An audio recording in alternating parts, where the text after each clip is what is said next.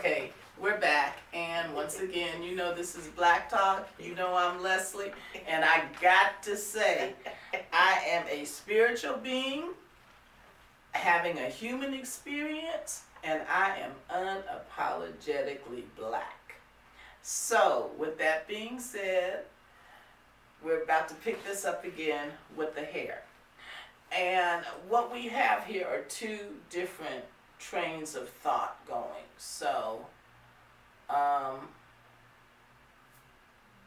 that's it. My thing is the way we have been programmed to think as Americans. And Peaches, your perspective? Well, again, I believe I'm very spiritual. I have my manner of opinions, my thoughts, my understanding, and I'm very proud of who I am and the woman that I have become to be. And I believe our culture and our phases of life and where we come from and how we were raised has a lot to do with now. And being in that we're in 2020, it's real interesting, and hearing even two black women from different cultures of life and we are individuals, it's really interesting to hear our views and our opinions on the same issue. And I think it's going to be very challenging, so you stick around and give us your thoughts and your opinions and share with us. Okay, so y'all know me. My thing is black is beautiful. That's why this is Black Talk. So I guess what I would want to say, and then we're going to go back to the boys with the dreads, but anybody out there, we were talking during our little break about good and bad hair or concepts of hair. And what I realized is, to me, good hair can be any type of hair, but to me, good hair is really the tight hair that makes a good natural, because as I said, I've worn my hair in a natural since the 60s, and my natural wasn't good. The school that I went to was predominantly Jewish, and a lot of the Jewish kids had real nice fros, make me jealous.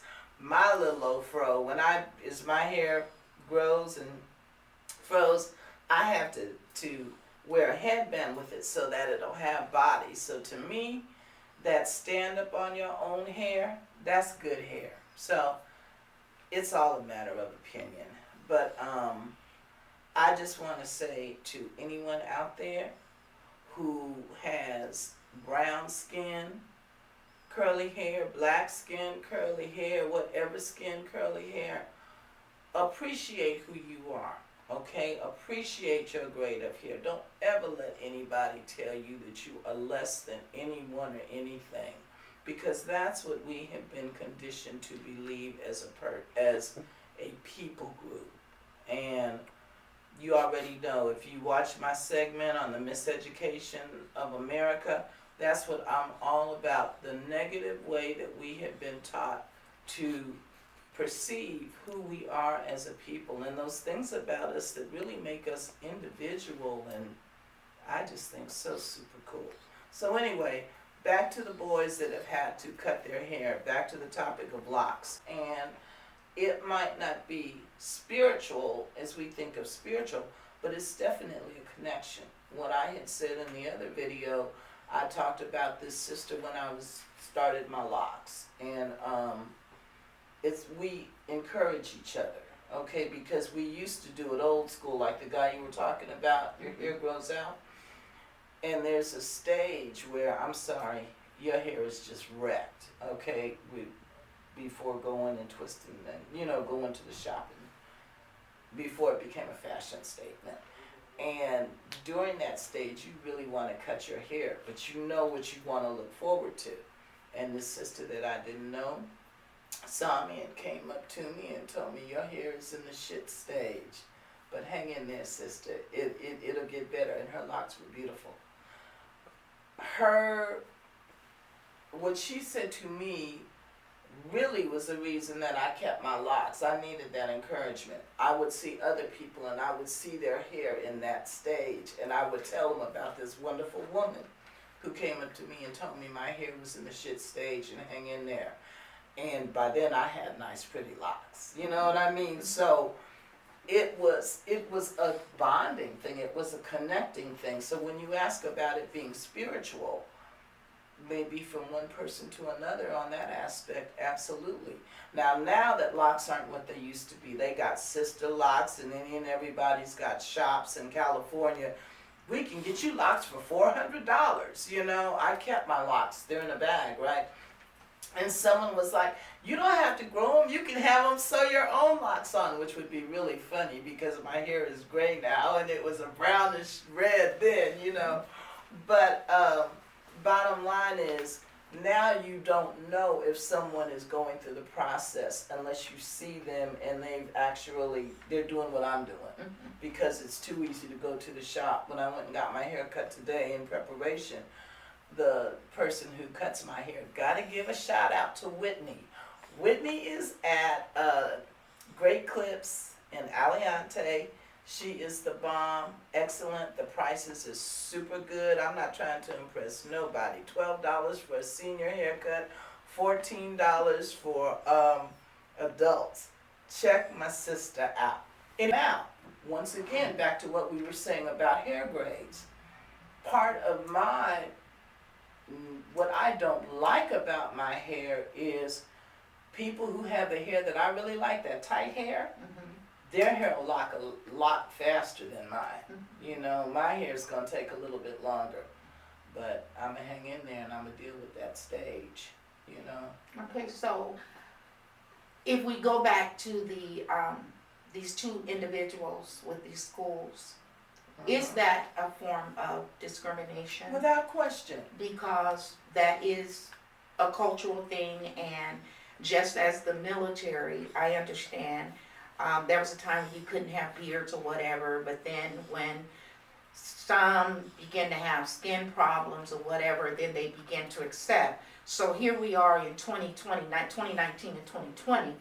This is a cultural thing, to whereas if a guy wants to grow his hair or whatever, to me, that may be, to me, however one do their hair, that's their choice.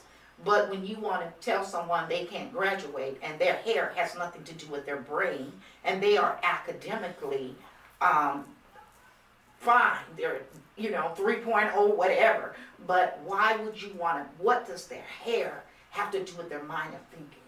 Well, in this case, this young man, I forget where he's from, but he's from somewhere over in the islands. For him, this is a spiritual thing. So what I'm thinking is, if he does cut it, he can carry it all the way to the bank. Yes. Because that is a serious infringement on his right, you know, so. Religion and it's a couple. Okay. You know, but yeah. The wrestler, I felt so bad for him, and I know anyone who had locks, who's gone through the process of locks, it was like they made us cut. It was like they made me cut my hair anyway. Do you know what I mean? I could just identify with that.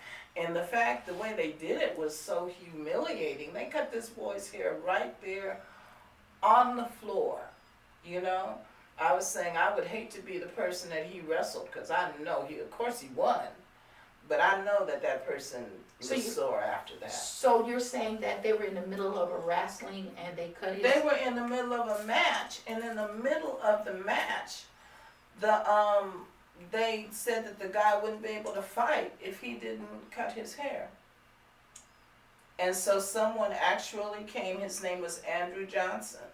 I'm pulling him up for you right now. Someone actually came out and on the floor, was it Andrew Johnson? On the floor of the wrestling match in front of everyone, cut this boy's hair.